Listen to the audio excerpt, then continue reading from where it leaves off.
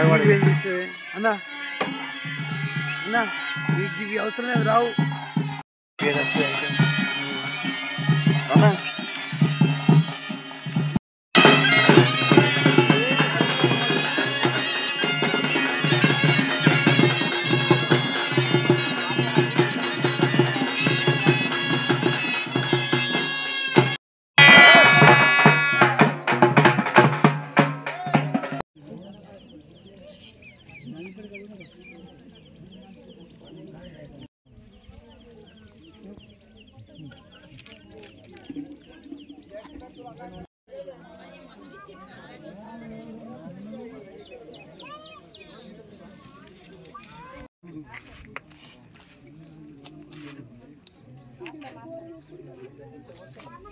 కాక కొంచెం మాట్లాడుతారు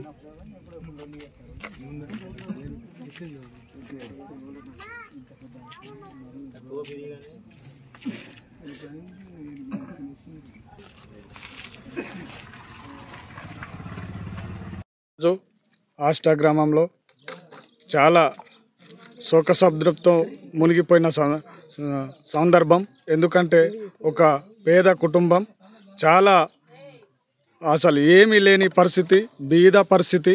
అసలు మా ఆష్టా గ్రామం అంతా శోక సముద్రమై ఉంది. ఎందుకంటే వాళ్ళ తల్లిని చంపిన కొడుకు మద్యం మత్తులో ఈ దుర్ఘటనకు గురి కావడం చాలా మేము సగల సానుభూతి తెలియజేస్తూ మా తరపు నుంచి ఈ దాన సంస్కారాల నిమిత్తం ఒక 10,000 మరియు గంగాధర్ గారు వాళ్ళ సంస్థ గురించి ఒక 8,000 మరి ఫోన్పే ద్వారా మేము మా ఇలా స్థితిగతులు చాలా పేదోళ్ళు.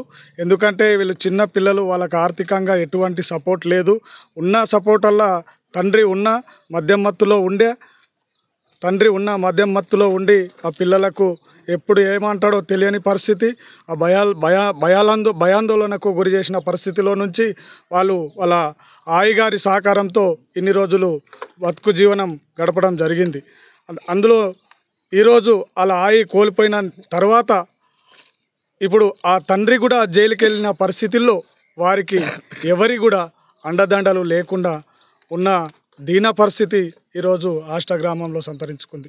ఈ సందర్భంగా నేను అందరికీ యావత్తు తెలంగాణ రాష్ట్ర ప్రభుత్వానికి మరియు మా ఆష్టా గ్రామస్తులకు మరియు ముదోలు అందరికీ ప్రజాప్రతినిధులకు అందరికీ తెలియజేయడమనగా వీళ్ళ అమ్మ కూడా ఇంతకుముందు గతంలో కరోనాతోని కొన్ని రోజుల క్రితం 2 years బ్యాక్ కరోనాతోని చనిపోయిన పరిస్థితి.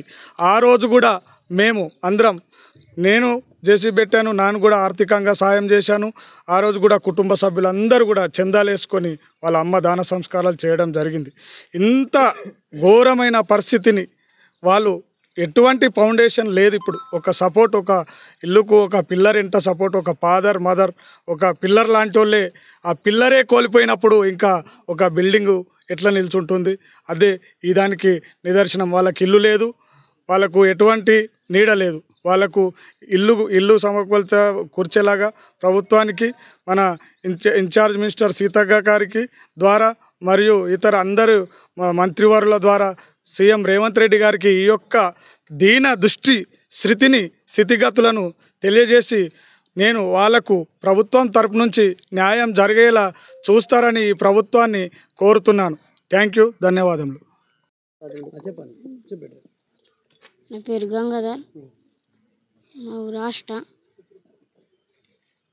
మా నాన్ననేమో తాగేసి లొల్లి పెడతాడు ఇంట్లో. మా అమ్మ చనిపోయింది కరోనా టైంలో. మా యాయికి నిన్న చంపేసింది మా నాన్న. కళ్ళు తాగొచ్చి ఇంట్లో మొత్తం దింగం చేస్తున్నాడు. అందుకోసమే రాత్రి పోలీసులు పట్టుకుపోయిండు. మా అమ్మ కరోనా టైంలో ఇంట్లో మా యాయి తాడు చనిపోయింది. మా పెద్దమ్మ ఇంట్లో ఉంటాం. మా పెద్దమ్మ తాట ఎవ్వరు లేరు. మా నాన్న ఇప్పుడు పోలీస్ స్టేషన్లో.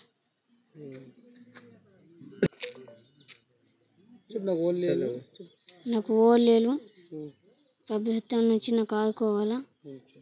మా చెల్లి ఒక్కటి నేను ఉన్నాం. నువ్వేం పని చేస్తావు? నేను బర్రె కోత. పైసలు వాళ్ళకి ఏం చేస్తావు? పైసలు ఉంచు కాపుల తాటు ఉంటే. మా అత్తమ్మకి 2 కొడుకులు. మా ఆయన పెద్ద ఆయన, ఇప్పుడు మా మరిది చిన్న గజ్జన పెద్ద గజ్జన అని 2 పేర్లు.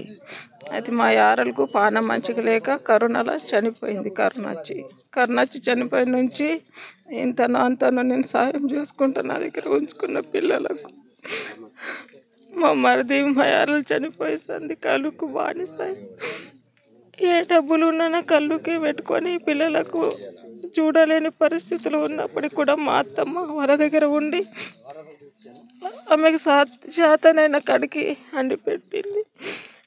ఈరోజు నైట్ కళ్ళు తాగి వచ్చి మత్తుల మా అత్తమ్మ కొట్టి చంపేసి ఇప్పుడు ఆ పిల్లలు అనాథ. నేను పెద్దమ్మ, నేను శాతైన రోజులు చేస్తాను.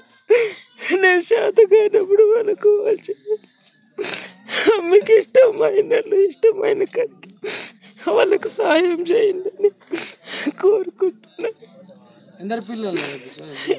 మా మరిదికి 2 పిల్లలు, 1 కూతురు 1 కొడుకు. వాళ్ళకి ఇల్లు ఉన్నది? ఇల్లు లేదు, పోదలకి వ్యవసాయం లేదు, బతకదానికి ఏం లేదు. ఇప్పుడైతే ఆయనకు దయతోని గవర్నమెంట్ ఎవరైనా కానీ సాయం చేయాలని కోరుతున్నాను.